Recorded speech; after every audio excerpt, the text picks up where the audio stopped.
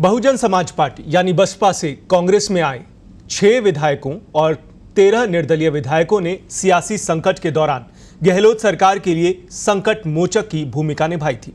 मुख्यमंत्री भी लगातार इस बात को कहते आए हैं कि बसपा और निर्दलीय विधायकों ने सरकार बचाने में महत्वपूर्ण भूमिका अदा की। अब लेकिन सरकार बचाने की कीमत इन दिनों कांग्रेस पार्टी को चुकानी पड़ रही है। दरअसल बसपा और निर्दलीय विधायकों ने 1.25 साल होने वाले विधानसभा चुनाव से ऐन पहले कांग्रेस के टिकट के लिए दावेदारी करके पार्टी की परेशानियां बढ़ा दी हैं। इससे ये साफ है कि विधानसभा चुनाव से पहले टिकट बंटवारा पार्टी के लिए सिरदर्द साबित होने वाला है। देखिए पत्रिका टीवी के वरिष्ठ संवाददाता फिरोज सैफी की ये खास रिपोर्ट। जिस तरीके से जो पीछे जो हुआ, हमारे जो लोग थे, हमारे साथी विधायक, इनको जो उम्मीद थी जिस किसी कारण से पूरे नहीं हो पाए, तो उसके बाद में अविश्वास और बढ़ गया।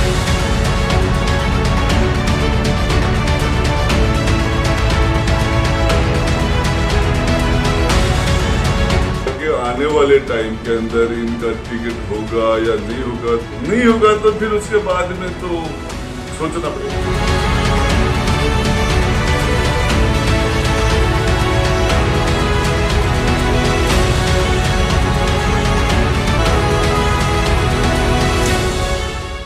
विधानसभा चुनाव से पहले बढ़ी कांग्रेस की टेंशन। टिकट बंटवारा बनेगा कांग्रेस के लिए सिरदर्द।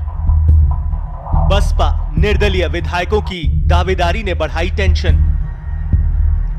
कांग्रेस प्रत्याशी रहे नेताओं की भी मजबूत दावेदारी।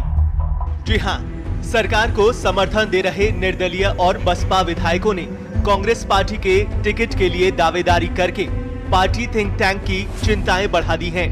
कांग्रेस गलियारों में हलचल मचा दी है। कांग्रेस हलकों में भी इस बात की चर्चा हो रही है कि पंचायत और निकाय चुनाव में जिस तरह से निर्दलीय और बसपा विधायकों को टिकट वितरण में महत्व दिया गया था, उससे पार्टी के समर्पित कार्यकर्ता पहले से ही नाराज हैं और अब विधानसभा चुनाव के टिकट के लिए भी निर्दलीय और बसपा विधायकों की दावेदारी से नाराजगी और ज्यादा बढ़ सकती है, जिसका नुकसान आखिरकार पार्टी को ही उठाना पड़ सकता है।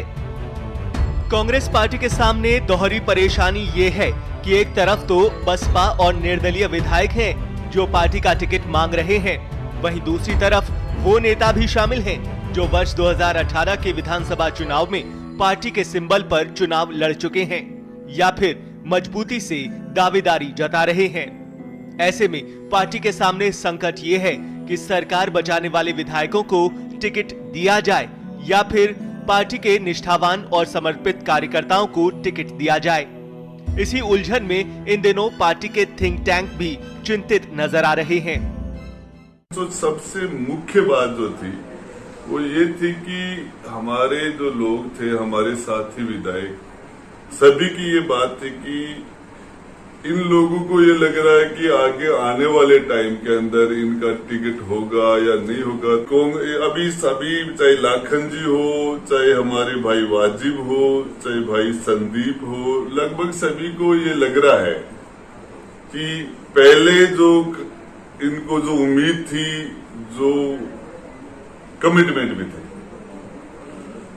वो जिस किसी कारण से पूरे नहीं हो पाए, तो उसके बाद में अविश्वास और बढ़ गया। नहीं होगा तो फिर उसके बाद में तो सोचना पड़ेगा। यदि ये बातें नहीं होंगी जो मुझे लग रहा है, लेकिन अब जिस तरीके से जो पीछे जो हुआ, वो ही चीजें यदि आगे होती हैं तो फिर तो बात सभी को बैठ के सभी चिंतित है इस बात से।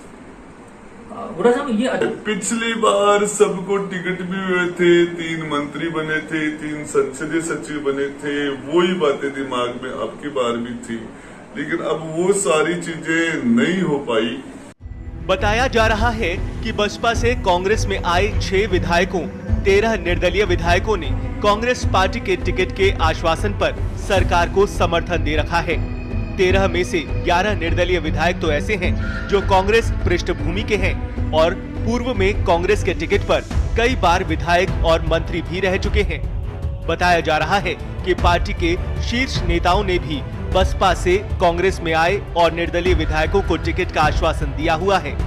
ऐसे में बसपा और निर्दलीय विधायक टिकट को लेकर आश्वस्त दिखाई दे रहे हैं। इधर साल 2018 में हुए विधानसभा चुनाव में कांग्रेस प्रत्याशी रहे नेताओं की भी इस बार मजबूत दावेदारी है।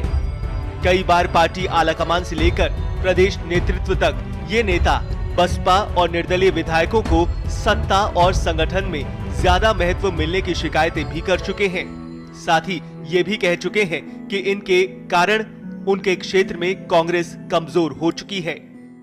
2018 के विधानसभा चुनाव में कांग्रेस पार्टी की तरफ से मैं शाहपुरा विधानसभा क्षेत्र का प्रत्याशी था और उस चुनाव में 3800 मतों से मैं चुनाव हारा। वहां पर निर्दलीय विधायक चुनाव जीते। ऐसी परिस्थिति में राजस्थान में 13 जगह पर पूरे विधानसभा चुनाव को हम देखते हैं तो 13 जगह पर कांग्रेस प्रत्याशी जहां पर हारे वहां पर निर्दलीय विधायक बने और 6 सीटों पर बसपा पार्टी से विधायक बने और ये 19 जगहों पर जो कांग्रेस की स्थिति थी वहाँ पर कांग्रेस की सरकार बनने के बावजूद भी कांग्रेस के कार्यकर्ता की अनदेखी की गई। ऐसी परिस्थिति में जो हमारे साथ कार्यकर्ता विधानसभा चुनाव में था, जिसने विधानसभा में कांग्रेस पार्टी को वोट दिया, जिसने लोकसभा में कांग्रेस पार्टी को वोट दिया, वो ठगा हुआ महसूस कर रहा है। उस पार्टी के पदाधिकारी को, उस पार्टी के उम्मीदवार को और उस कार्यकर्ता को कांग्रेस पार्टी को ताकत देनी चाहिए। हमारे प्रदेश के नेतृत्व को निर्णय लेना चाहिए कि वो कांग्रेस पार्टी के मूल कार्यकर्ता को, उन लोगों को मजबूत करना चाहिए और उनको मजबूती देकर के आने वाले 2023 के विधानसभा चुनाव में मजबूती देनी चाहिए, जिससे कांग्रेस पार्टी की सरकार वापस से राजस्थान में आ सके।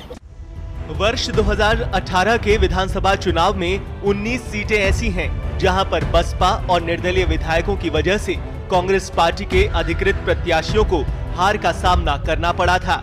इनमें 6 बसपा से कांग्रेस में आए विधायक शामिल हैं, तो वहीं 13 निर्दलीय विधायक हैं जो सरकार को समर्थन दे रहे हैं। बहरहाल विधानसभा चुनाव में 1.25 साल का समय बचा हो, लेकिन टिकट की दावेदारी अभी से ही हो रही है। अब देखने वाली बात ये होगी कि टिकट बंटवारे के सिरदर्द से कांग्रेस पार्टी किस तरह से निजात पाती है। प्रदेश में विधानसभा चुनाव में भले ही अभी 1.25 साल का समय बाकी हो, लेकिन कांग्रेस पार्टी के अंदर निर्दलीय और बसपा से कांग्रेस में आए विधायकों की टिकट दावेदारी से पार्टी की टेंशन बढ़ गई है। सबसे बड़ी बात तो यह है कि जिन निर्दलीय और बसपा विधायकों की वजह से पार्टी के जो अधिकृत प्रत्याशी है उनको हार का सामना करना पड़ा था, अब उन्हीं के सामने बसपा और निर्दलीय विधायक पार्टी का टिकट मांग रहे हैं। तो कहीं ना कहीं परेशानी कांग्रेस पार्टी के लिए भी है। हालांकि यही निर्दलीय बसपा विधायक जो है वो पार्टी की सरकार को बचाते आए हैं, लेकिन आने वाले विधानसभा चुनाव में टिकट जो बंटवारा है उसको लेकर कहीं ना कहीं पार्टी के सामने चिंता की बात सामने आने वाली है। जयपुर से फिरोज सभी पत्रिका न्यूज।